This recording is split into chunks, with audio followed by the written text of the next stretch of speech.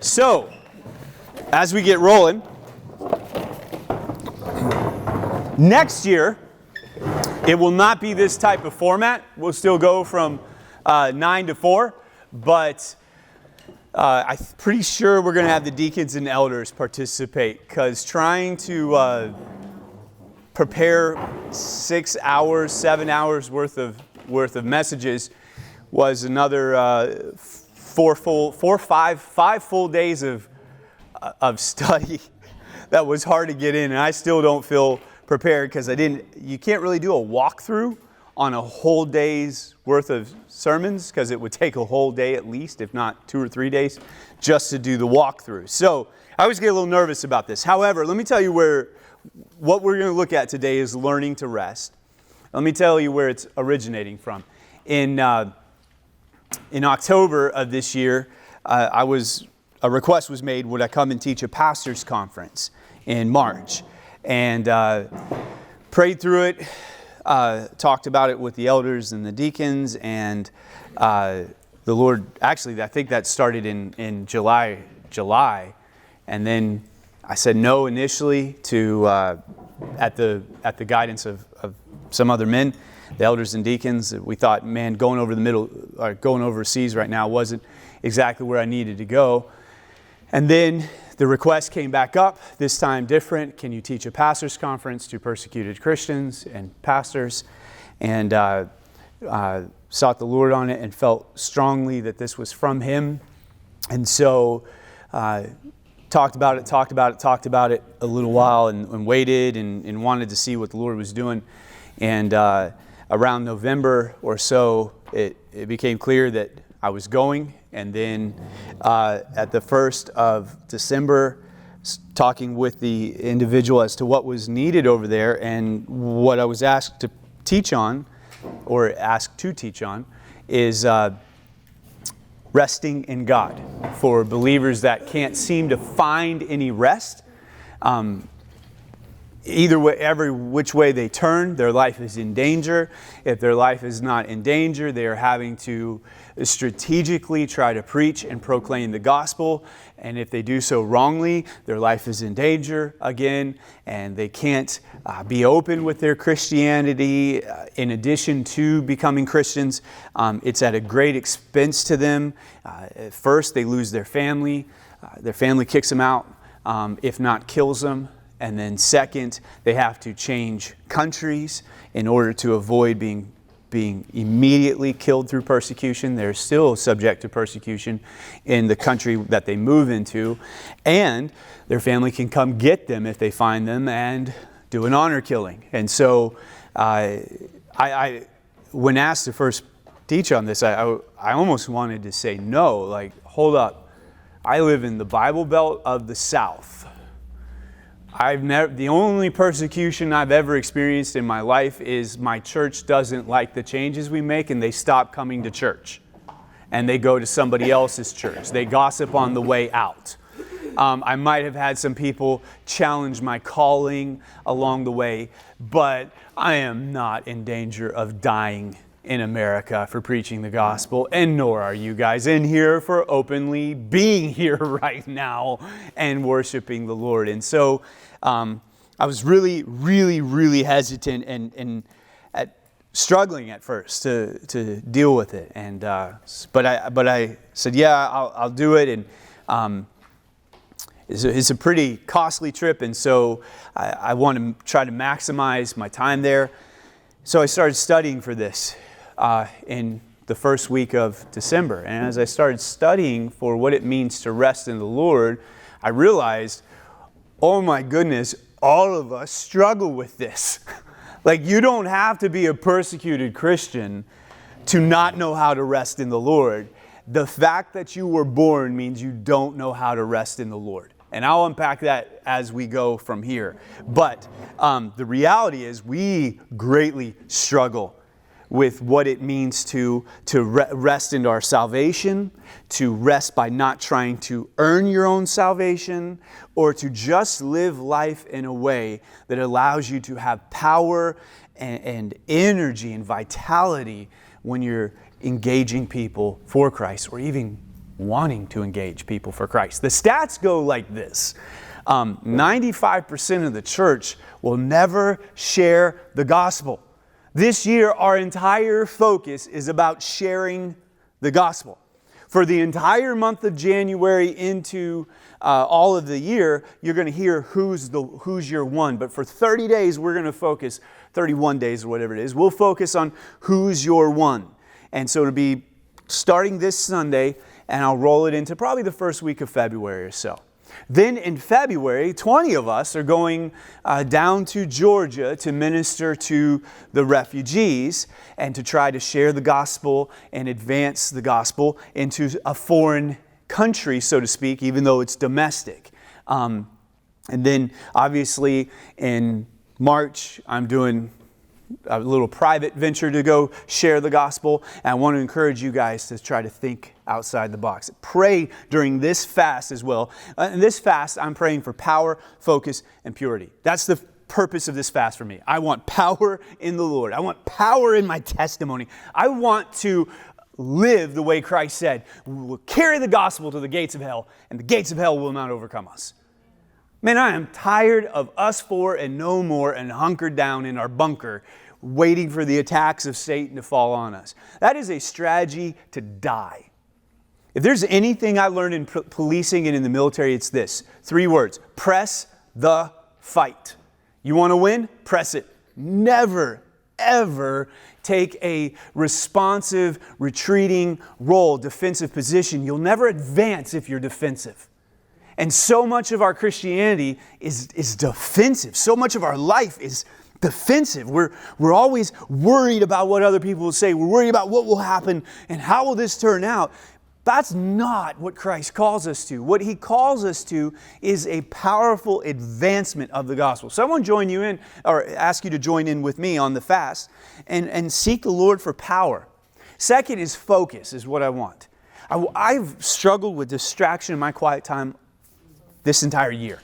I know, I can't get it. I cannot figure out what has been going on. Like there's just, it seems like only about 50% of me is engaged when I'm trying to engage the Lord. And obviously, it's a spiritual attack, which I don't really have time to go through, so we'll just say, hey, I am asking the Lord to fight my spiritual battles for me. You can't win spiritual victories. We wrestle not against flesh and blood, but against principalities and dark forces and demons. And guys, we don't have the tools in our belt to fight them. So I'm asking the Lord to fight this battle for me. And then purity. In my heart, there is always distractions for other things that I value more than the Lord. There is so many other things that I want my pleasure from more than I want from God. And that's idolatry. And so I don't want to be idolatrous or an adulteress in my relationship with the Lord. I want to be pure. And so those are the 3 things I'm asking the Lord to and during this fast and my whole focus on the fast this year. What about you? Anybody want to add anything different? Got a powerful aspect of your fast this year? I think experiencing God more, like not just sort of what you were talking about with the focus, but definitely not to make sure the checkbox doesn't come back, but to experience Him and contentment. Absolutely. I think this year I'm more about, we're supposed to deprive the flesh in the fast, but in the past what I've done more than anything else is done that, but I didn't add the things that I needed to add. And this year I'm really focusing on, are you going to just, if you cut out TV, that's great, but what are you doing in place of that? Right. Are you really sitting down and just reading the Word and you're really just pounding through it? Or are you just looking off into space, which is, kind of defeating the purpose? Exactly. I think it's in Isaiah where the Lord teaches on fasting through Isaiah and says, is this not a fast that you deprive yourself and you give to the poor? The idea is the minus to the plus. Take away something to put something in its place that belongs.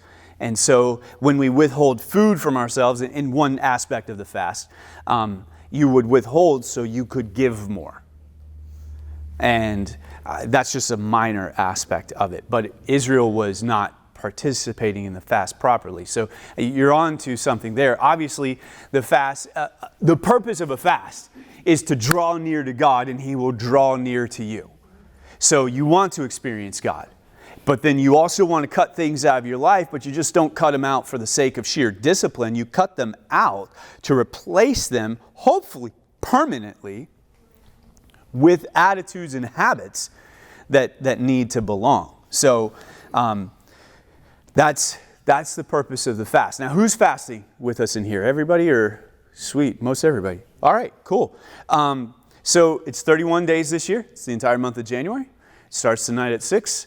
And it's probably going to be miserable because we've added an extra week onto it, where if this is your second, third, fourth, fifth, 6th year fasting, you should realize all of your hot spots by now, where you spend too much time in the stores shopping or trying to substitute things out, and the fast suddenly becomes all about what can I replace this milk with? Can I use this? What can I replace sugar with? Can it be this? How can I cook down fruit into a syrup, but it's not going to be a syrup because I'm not calling it a syrup. I'm calling it cooked down fruit. You're like, that is exactly how syrup is made.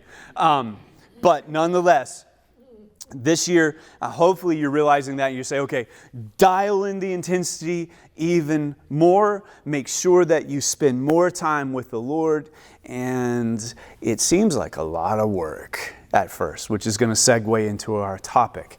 There's a work that exhausts us, and there's a work that doesn't exhaust us. There's a way of resting that recharges us. There's a way of resting that kills us. That's not exactly resting. So let me first begin with, in a topic such as learning to rest in the Lord, let's start with working. Working is good. Working is not a judgment. It's not a curse. It's commanded. Genesis chapter 2, you should have read it this morning. If you were already doing your quiet time, some of you do it in the evening. You're neither holy because you do it in the morning or unholy because you do it in the evening. So here we go. Genesis chapter 2, verse 15. The Lord God. I'll wait. I hear a lot of rustlings. All right, here we go. 2:15. The Lord God took the man and placed him in the Garden of Eden to work it and to watch over it. That one little verse, while it may seem inconsequential, is totally not. If you go to verse 18, then the Lord said, "It is not good for the man to be alone. I will make a helper corresponding to him." Back up to a few verses, and in chapter 1, verse 26. Then God said, "Let us make man in our image, according to our likeness. They will rule." Go to verse 28. God blessed them, and God said to them, "Be fruitful, multiply, fill the earth, subdue it." Rule? Check this out. Rule, subdue. In Genesis 1, there's no sin yet. In Genesis 2, you have Eve is known as a helper. God commands Adam to work the ground before Eve is there, to tend the garden, to watch over it, to care for it. So here's what we should learn about work. There's a high chance we do it in heaven.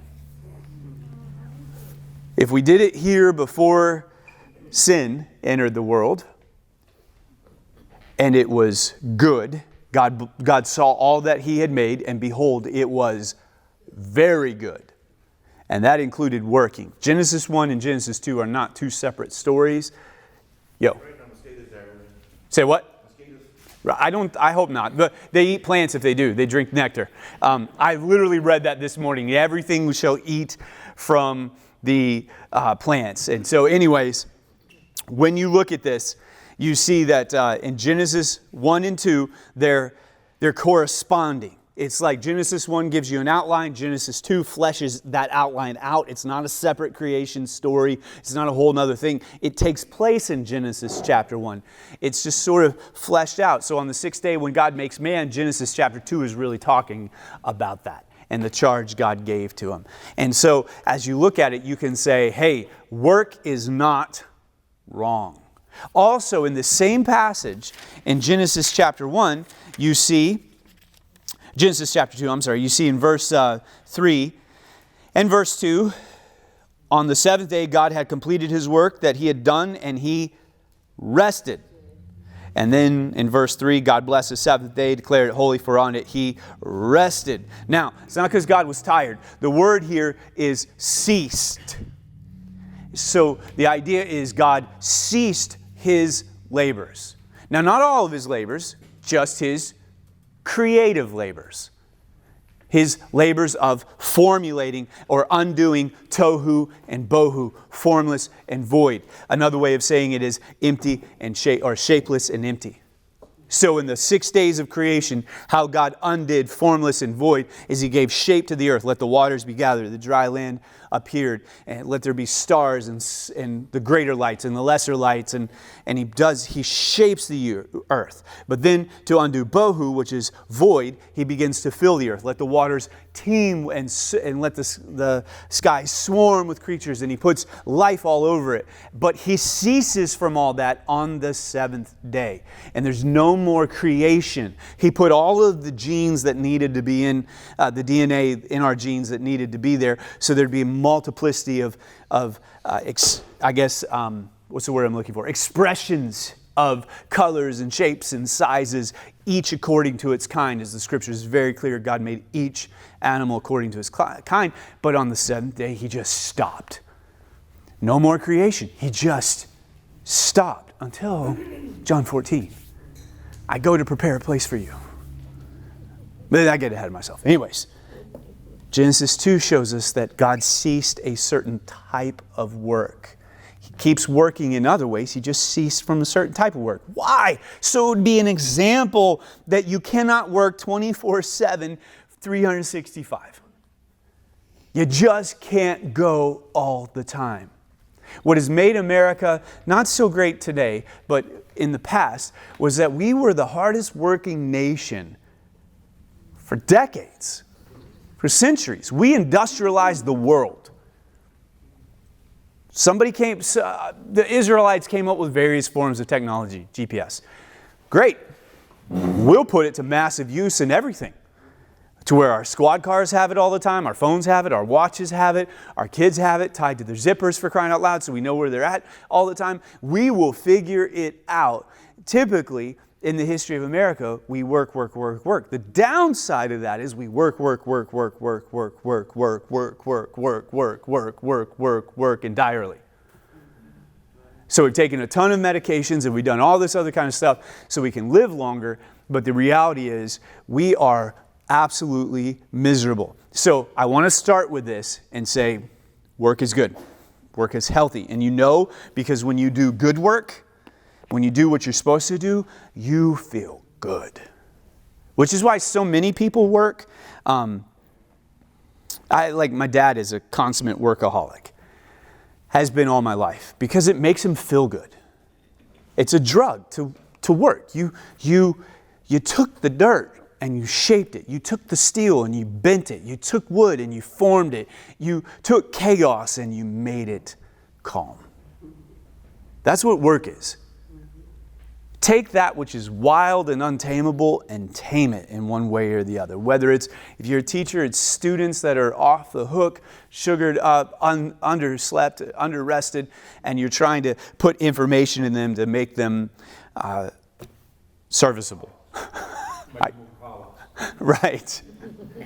But check it out. It feels good. The problem is, sugar tastes good.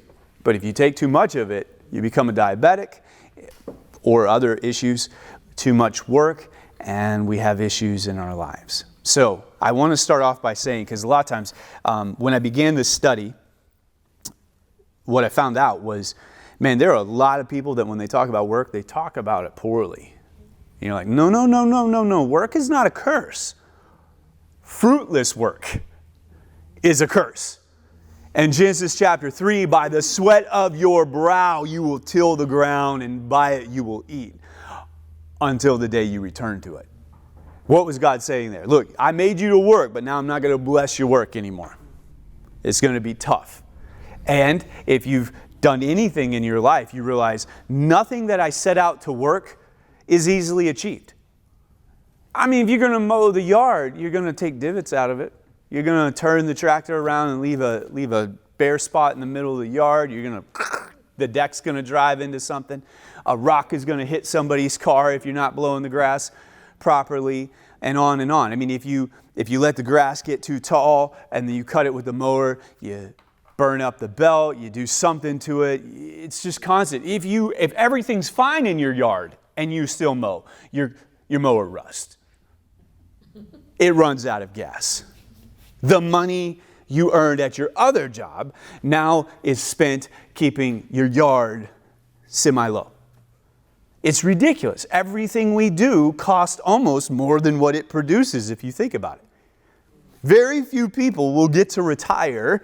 That's a topic for another day, what retirement should look like. John Piper has marvelous sermons on not wasting your life and books and not wasting your retirement. But if you think about it, very few people will get to retire. Most of us will work till the day we die. We'll work. We'll have a very short window statistically between where you cease working and where you die. Also, you will spend 2/3 of the entire medical money you would spend in your life in the last 7 years of your life. You think about it. Let's say you lived at 80 or 90. For 83 years, you will have only spent 1/3 of the money you're going to spend to stay alive. And in the last 7 years of your life, you will dump almost all of your money into treating yourself, and the mortality rate's still 100%. So if you think about it, guys, it's hard to stay alive. It's hard to work. And that's not supposed to be that way. That's the curse. So then we enter into this funky gray area. If I work, I provide for myself. If I don't work, I'm not providing for myself. So how do I rest and not make myself more miserable in the process of resting? Because sure, I take a day off. I struggle when I leave the church. I never stop thinking, yeah, I can take 2 weeks off. You guys would never see me in the door here. But trust me, I'm on the phone, I'm emailing, I'm studying, I'm trying to get ahead because Sunday comes every week. People go through problems every single day. And I'll be on the middle of vacation, be like, I'll just go and get a seat. I'll be back. And I'll step outside and take a call for a few minutes. Why? Because if I don't, that junk just piles up. When you come back in on Monday, you're like, okay, I'm going to be here to 3 o'clock in the morning. And nobody wants to talk to you at 3 o'clock in the morning. And all of our jobs are like this in one way or the other. Even if you have a substitute. My wife's a teacher, so obviously I'm going to use a little teacher reference here. But you put a substitute in. Well, you got to still come back and teach everything that should have been taught anyways because it wasn't taught when the substitute was there half the time. Or the kids just went off the wall, hit the fan, and they all need expelled or suspended in one way or the other. Beth would argue they started off that way. But that said, policing, let half the shift take off. The city kills itself overnight. You know, let's just have the entire military decide we're not going to defend our borders anymore. Be like, all right, you guys take care of yourselves in our consulates. We're gonna go back home. Watch what happens. Nobody's work lets you just check out. I mean, even if you're like, well, maybe I can, well, then the money stops coming in, and it's not too long before your bills overrun your income. And so when we start talking about resting, there's a couple of different people groups. There's children oftentimes that don't understand it because they have no need for it. There's the working class that long for it, but are bitter when you talk about it because there's no time for it. And then there's the retired group, which has it, but then is confused. Should we enjoy this? We've never had this before. What do? Do we just golf our days out of existence? That's what I would do if I retired.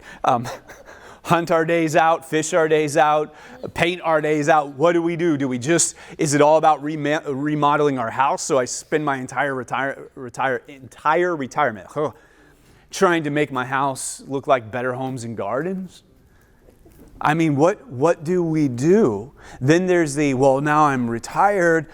Do I have a purpose in life anymore? I can't tell you how many retired individuals I've spoken with over the past decade that they struggle with it because they have all this time they never had before and they don't know what to do. Oftentimes their relationships with their spouses are a mess or their children are a mess because they spent their entire working years just working above all else and demolishing everything they have. And so we finally get to the point of like learning to rest, and nobody really wants to hear about it. Everybody's like, can't wait for vacation.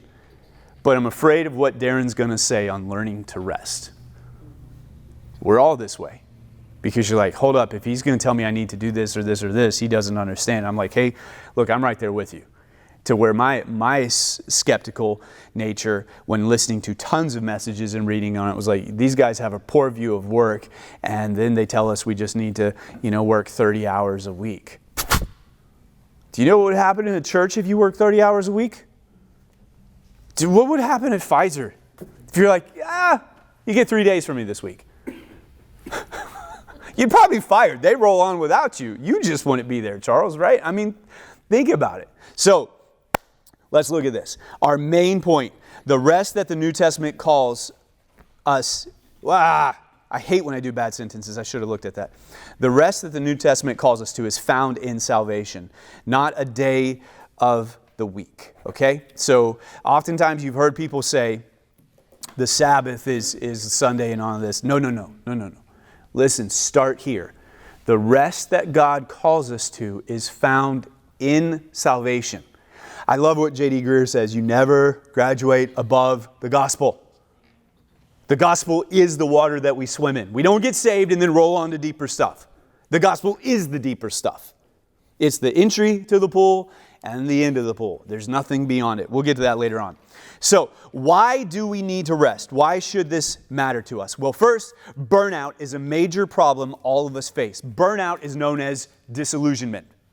That's the clinical term for burnout. So you decide that I'm struggling, I'm going to go see a doctor, and your doctor tells you, your psychologist tells you, you burn out. He's literally, or she's writing on the paper, disillusioned. But to you, they'll tell you you're burned out. So what is disillusionment? What is burnout? It's the feeling of dissatisfaction. It's the feeling of defeat. It's the feeling and actual loss of faith. It's the feeling of lack of trust. You just don't trust anybody. Or you don't trust the system, or you're cynical or skeptical all the time. It's the feeling, this is a big one, guys, listen. It's a feeling of being disenchanted. It's to lose the luster for life. It's to look at life, and instead of hitting it with vitality and vigor and exuberance, it's to just say, oh, it's another day. I got to get up and do it all again. See, burnout is to go through the motions with no joy, with no exuberance. Now, if you think about that, I'm sure many of us in this room find ourselves there. I know I've talked with a few people in this room, and I know I'm one of them. That I don't talk to myself, that would need meds. But that said, that are disillusioned, are burnt out, burning the candles at both ends, working nonstop, and you wake up in the morning and you go, why am I even doing this? Has that ever crossed your mind? Why am I even doing this? We're going here today. Why? What good does it serve? I can tell you how many things that Beth and I do that I'm like, why should I do that? I'm doing it. Why? We're just doing it for the sake of doing it. See, if you get to the point that you can't figure out why you're doing what you're doing, you're in burnout. You're in disillusionment stage. Now, there's various levels of it. We'll get to there in a second. But here's some causes of burnout. Discipline from God that's intended to turn us around in our present course. David. Now, I don't have a lot of time. I got a lot of pages to go through. We're still on page 1. And I don't have a whole lot of time to go through this, so I'm not going to go through David's life. But David was rebuked by God, disciplined by God. David wrote the Psalms, and when you read a lot of the Psalms, and when you read the Psalms, you hear a man who is down in the gutter. You read a man who is depressed in some of the Psalms. The Psalms are officially known as laments, and they're 1/3 of the Psalms in the Old Testament. There are 150 Psalms, 50 of them are laments. Why has this happened? Why is my soul downtrodden? Well, some of those are the result of sin. Psalm 51, restore to me the joy of your salvation, which means David's joy is gone. Why is David's joy gone? I don't know. He slept with Bathsheba, lied about it, had a child, killed Uriah, killed a couple other people in the process, and bragged about it by saying, look how great I am. I'm taking a widow into my harem to care for her. So God's like, yeah, no joy there. Sweeps that away. Another cause of burnout or disillusionment is consequences from our own foolish decisions and actions. May I introduce you to Abraham and Jacob? Sarah's like, I want a child. Go sleep with your maid. If the dude would have just had 2 cents of common sense, he'd have backed up for a second and been like, did my wife just ask me to sleep with another woman? I see in no world where this goes good for me. None. But does he do that? He's like, no, I too want a son. Let me go get on with that. And you're like, dude, what? Jacob. Let me put a coat on and dress myself up to be Esau. Homie, do you not think that's going to cause dire consequences in your family? And so these guys, Hagar and Sarah, nagged each other to death to the point that Hagar was kicked out by Sarah and Abraham had to kick his son out, Ishmael. Esau wanted to kill Jacob, that Jacob had to flee and didn't get to go home for decades. If you do the math in the Bible, it seems like at least 20 years he had to sojourn away from his family. And then ultimately he dies in Egypt. Not the promised land. Now, God blesses that, but nonetheless, you can tell in Jacob's testimony, he's not really thrilled with where he's at in his life. But if you realize it, there was the consequences for his attitudes, for how he was living. And so his depression was just brought on by himself, self-inflicted gunshot wound. The third cause, another area that causes burnout, is the weight of living up to and meeting the expectations and demands of others, including ourselves. This is especially clear in ministry. I talk with my dad about this all the time. There was a huge weight put on you as a police officer to live up to your office, to not disrespect the badge, to be respectful. But if you think about it, in ministry, we all have opinions of what the pastors and the leaders ought to do and ought not to do. You can go change your car out every other week if you want. But if the pastor gets a new car every year, hold up. You can go on vacations, but if the pastor takes a couple of vacations, hold up. You can do this and this and this. You go get drunk, but if the pastor drinks a beer, you have the right to be angry. That's against Scripture. I'm just saying, check it out though. There's the idea of living up to expectations. I feel it. You put on it. I'm not saying New Hope's bad. I'm just saying it generally in ministry. The pastor feels it. The congregation puts it on. But guys, you're bosses. You're family. Just go to the holidays. There's expectations of how you need to occupy 2 places at one point. Hold up. You cannot be in 2 homes at the same time. So as you fight those, and we've been married for 15 years now, it doesn't get better. 15 years of trying to figure out how to be at 2 homes on Christmas. They're 20 miles apart from each other. You thought we could have managed that, but everybody was a little twisted over this past weekend. You're like, here's the reality. Those expectations can cause you to become disillusioned with even wanting to see family. Fine, we're just not going to go see family. We'll go do our own thing. What's happening there? You've changed your perspective of how you view others. Number 4, spiritual attacks from the enemy can cause burnout. I'm going to spend a lot of time on this. This is one of the examples we're going to have from Elijah. So I'm just going to skip over that. But spiritual warfare will absolutely deplete you. Lastly, natural effects from living in a fallen world will wear all of us down. Your bodies will wear down. Your energy will wear down. You cannot outwork the fall. No matter how great, you spend years putting your house together, and the moment that it's built and painted and perfectly aligned, it's been deteriorating the entire time. You mow your property, mow your field. It's like this, oh, look, we've got this gorgeous ranch for 5 hours. And then the stickers start popping up in the field. Those stickers turn into big mounds of grass. You're like, you move the leaves out of your yard during the fall. They come right back. Your neighbor blows them into your yard. You blow them into theirs. And thus begins this constant of wearing yourself down. And I'm making fun of it, but guys, nature, you may not feel like I'm being disciplined from the Lord. I'm not making bad decisions. I'm not having to meet anybody's expectations. I'm not under spiritual attack, which is weird if you are not under spiritual attack. But trust me, the fifth one will always get you. Nature gets us all. So what tends to exhaust me? This is me personally. You see if any of these match up with you. I put a lot of time into this and have tested these for 20 years now. And some of them I know, but I still fall into these ruts. A lack of time with God exhausts me more than anything else. If I do not have my quiet time with the Lord, for me, in the morning.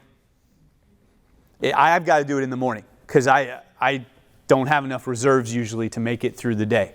If I do morning and evening with the Lord, man, I feel like I'm running on all 8 cylinders on high octane. Personal sin exhausts me. Personal attacks exhaust me. When people criticize and almost like turn their face against you, like you become their adversary. Personal failures wipe me out more than anything else. I hate failing. And when I don't achieve what I set out to achieve, I get in such a funk. Financial strain. I'm sure that's all of us, right? Anybody's like, I love waking up and having nothing. I love the fact that I don't know if my checking account is going to balance out today. Is there anybody in here like that? Okay, moving on. I didn't think so. Lack of downtime. I get in a funk if I haven't just had some me time. Lack of exercise. I get in a worse funk if I'm not exercising. Forget the me time. Let the me time be exercise. Lack of pleasure and joy. I like to enjoy beauty. I like to do some things. I like to hike. I like to fish. I like to hunt. I don't like to fish that much. Trout fish, yes. Here's a weird one. Poor hygiene. If I feel dirty, if I'm dirty on the outside, I feel dirty on the inside.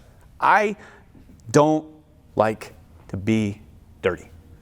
Beth is like, yeah, I know, you shower 3 times a day. You change clothes constantly. I don't like to, I'm Linus, man. Like, Pigpen, the dirt just comes on me. I'm like, guys, it's got to get off of me. I moved some things around, and before this started, I went and washed my hands, like almost scrubbed the skin off. I was like, I don't know what that is. I don't like touching that stuff. But those tend to exhaust me. If I go a whole day without a shower, I'll get into a funky mood when I can smell myself. I'm like, ugh, I don't want to do anything. So think about it like this. You can take everything I just said there and you can put it into 5 categories for burnout. God, self, others, Satan, nature. The 5 major categories that will cause burnout. God's told Saul this. Hey, Saul, is it easy for you to kick against the goats? Is it easy for you to fight God? Self. We do so much to ourselves. Others, they can wear us down. The demands and expectations of others. Satan, his job is to steal, kill, and destroy. That does not sound like he wants to build you up. And then nature. The destiny of the fall is we all die. So, what are some signs of burnout? Stress and anxiety. Depression. See, I got ahead of myself. See how many of these are in your life. Stress or anxiety. You just can't, you feel on edge a lot. Depression. You just can't seem to get going. Everything seems hopeless. Insomnia, or unable to rest when you have rest. You have downtime, but you can't use it properly. You go to bed, but you can't sleep. Spiritual distress and or repeated falling to temptation. You never seem to get going in your walk with the Lord. Lack of motivation, where you know you should be doing some things, you need to do these things, you just can't make yourself do them. Feeling isolated or disengaged towards others, or disengaging from others. Many people, one of the earliest signs that something's not right is withdrawal. You can see a person go down into a hole when they start backing out from everyone else. Stand by. Poor diet, or using comfort food, or food for comfort. Many people eat because it's the easiest way to feed drugs to our system. Most of us use sugar and caffeine as a form of drugs. Up and down mood swings, including outburst of anger. I get this one, the outburst of anger. It's up and down mood swings and or outbursts of anger. They're not the same thing. Up and down mood swings, there's a clinical term for it when it's more exaggerated. It's called bipolarism.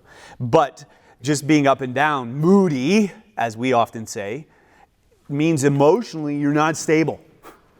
If you're moody, if one moment you're like, let's do this, and the next moment you're like, okay, something's wrong. Something's went awry. The outburst of anger, what we mean is this. You go too far in your anger.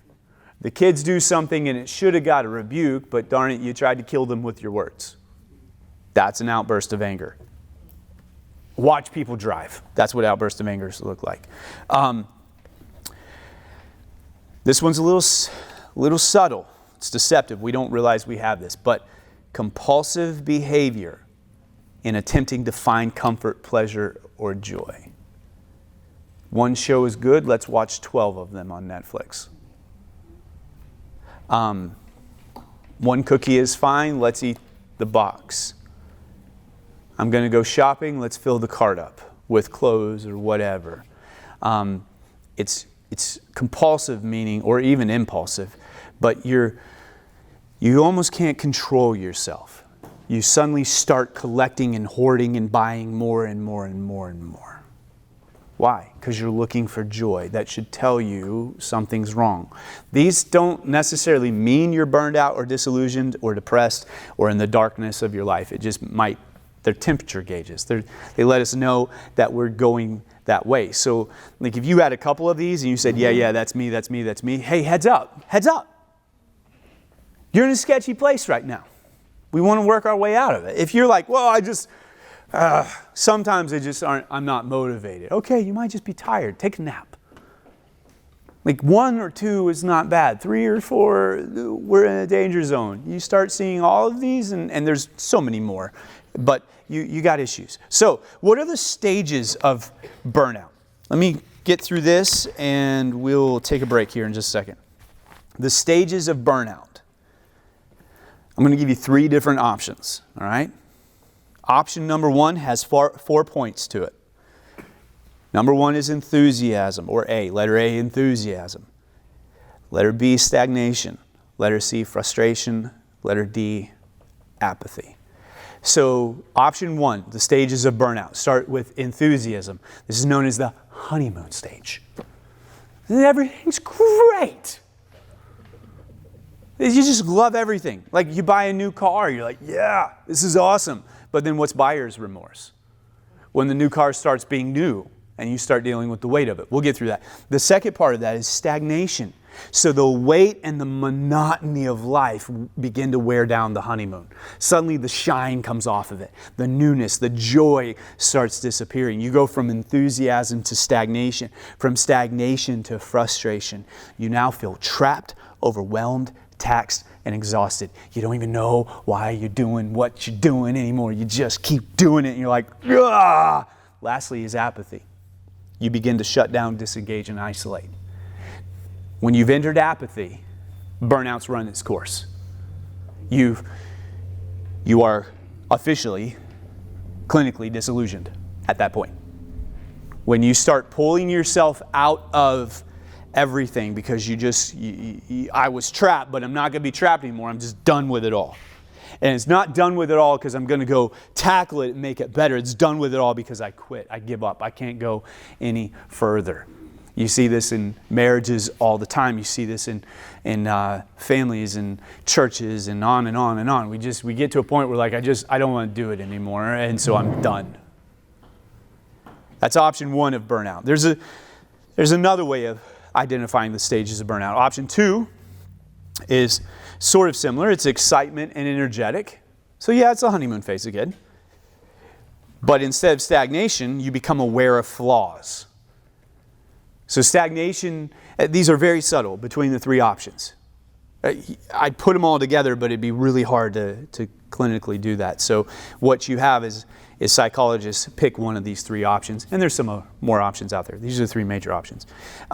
So you start off with excitement and energy on option number 2. Then you go to the awareness of flaws, and you begin to wear down by trying to address those flaws. Welcome to every woman who marries a man.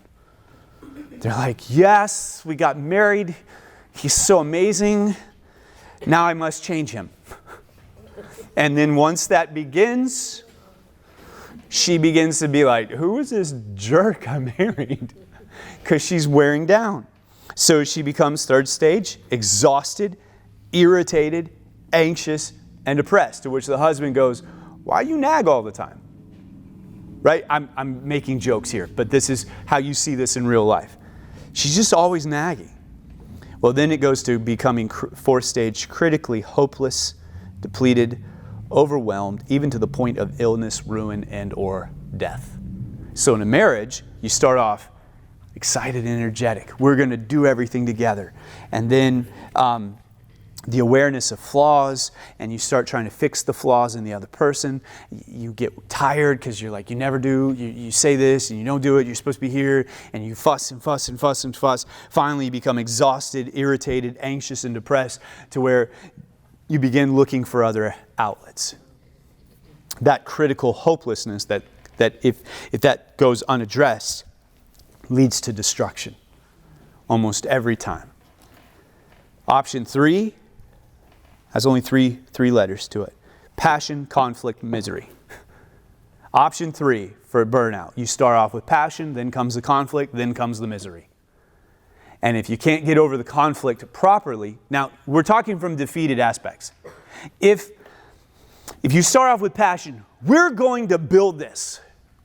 And then the conflict arises to where you're like, oh, we don't have enough funds or something, but you circumvent it. You figure out how to beat it. Well, then you don't go into misery, you go into euphoria. We did it. We were successful.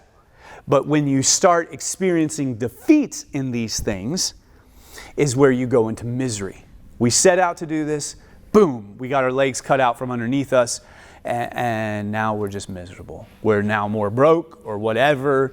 And so burnout, I'm trying to use illustrations here, but burnout in each of these options shows you that, hey, you've got to try to cut that thing off, usually at the frustration level, the stagnation area. You need to cut these off because you can't stay in the honeymoon forever. You're never going to stay in the honeymoon. But you can't go all the way into living in frustration or living in exhaustion or living in constant conflict. You will run into misery. You will run into destruction. You will run into apathy. And so burnout, the reason why I gave each of these burnouts, these options, is because the end result is slightly different but similar. The end result for burnout is either apathy, you cease living. It's destruction. You destroy yourself, you die, right?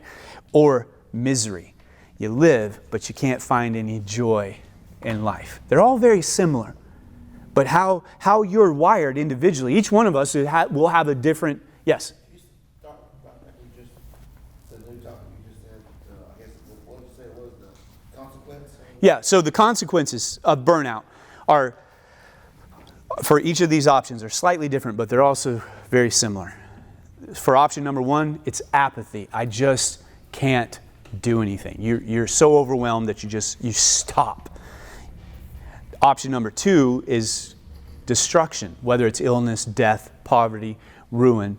You plunge yourself into ruin because you're looking for help somewhere, but you're doing it in the wrong places. Option number 3 is misery. You're living, but you just resign yourself to life sucks. So it's going to be what it is. That is not a Christian way of living. Like, if that's your approach to life, if Eeyore is your approach, everybody remember Winnie the Pooh? Eeyore. If that's your approach to life, something's wrong. So that's what these stages of burnout is intended to show you. Guys, we want to avoid apathy. We want to avoid destruction. We want to avoid living in misery. So there are 5, bear with me just a few more minutes. There are 5 areas subject to a dangerous level of exhaustion or burnout. Our spiritual lives, our relational lives, our relationships, our emotional underpinning or security, our physical health, and our intellectual, the way we think. Spiritual, relational, emotional, physical, and intellectual. These are 5 areas that are subject to dangerous levels of exhaustion or to burnout. You can work so hard spiritually in the wrong direction that you actually burn yourselves out and you become disenfranchised with God. I tried that God thing. I don't have time for it anymore. Why? Because you got burnt out there. You're doing it wrong. You found out Jesus was misery and you bailed. Relationships. I'm done. I just keep picking bad husbands or bad wives. Dude, you're totally doing something wrong. Like, let's not marry them first. Let's stop in the dating stages and correct this. But what happens is you are so burnt out that you start, this is exaggeration, but a lot of people live this way. You know people like this, one night stands, or they're hot and heavy with a lover for a month, for 2, for 3, for 6, and then they're moving on to another one and moving on to another one. And that is unbelievable burnout and disillusionment with what relationships are supposed to be. They're not supposed to be just successive. It's supposed to be one. Anyways, emotional. When we're burnt out emotionally, we can't feel our way through anything properly. I hear this all the time. I just feel like no one likes me. Okay, that's technically impossible. Somebody has to like you. We'll start with your mama. And we'll go from there. But what do you mean no one likes you? Physical. You can get so exhausted that your body just stops, right? It's just like, hey, I experienced this a few years ago. I was burning the candle at both ends when I first went in the ministry, 70 plus hours a week, nonstop, multiple weeks in a row, months in a row without taking time off. I ended up with shingles.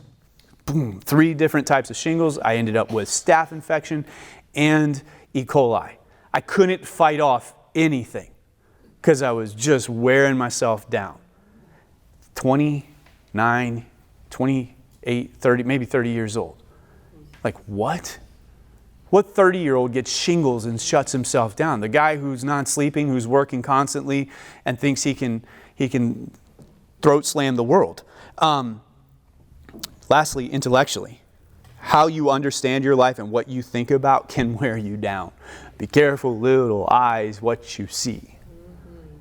You stare at the wrong things. You contemplate on the wrong things. I gave a warning the other day to someone. You got to be careful thinking about the demonic. It's actually my dad. We were talking about it and watching these demonic individuals. There's all kinds of videos on YouTube. But that fascination with the demonic can lead to an openness for the demonic. Be careful what you hear. The scripture says, whatever's pure, whatever's noble, whatever's honorable, whatever's worthy of praise. Meditate on these things, right? So, last little section. Here we go. This is going to go fast. What are our typical approaches to recouping? What are your typical approaches to recouping? The faster you do this, the faster we get through this. Tell me, how do you recover? Typical. Don't give me Sunday school answers. I'll do that. Talk. You just like to talk to recover. Okay. What else? Sleep. Who said sleep? There you go. What else? Exercise. What else? Hang out with people. Hang out. Friends. Sit in a tree. Amen. Hunt. Sleep. I've done both at the same time. Drink Dr. Pepper. Okay. Food, comfort, right? Here we are. No one's going to say vacation? Staycation. I got that in my notes. Typically, I'll give 5 categories of what we normally do. There might be 6, 7, 8, 12. I'm limited in my knowledge, so here we go. We tend to take time off to recover. That's a staycation. I'm just going to stay around my little venue. I'm taking time off, but I'm not going somewhere. We tend to spend time with family. Berkeley, David. I like to talk with it. Friends or family. Number 3, we tend to vacation away from the house. Let me escape. Let me go somewhere. Number 4, we tend to recreate through hobbies, such as exercise or hunting. Number 5, no one said it, piddle around the house. Work around the house, right? That's typically what most people do to recover, most Christians. What's funny is, the lost people do it the same way. If lost people recover the same way we do, Start projects at the house. and don't finish, that's my go-to. That actually causes more stress, but definitely in your marriage. But that said, lost people rest the same way that we do, and they're just as jacked up. So here's my question I want to ask and answer for the rest of the day. Is there a Christian way of resting? Absolutely. So we'll discover that. So, take a break.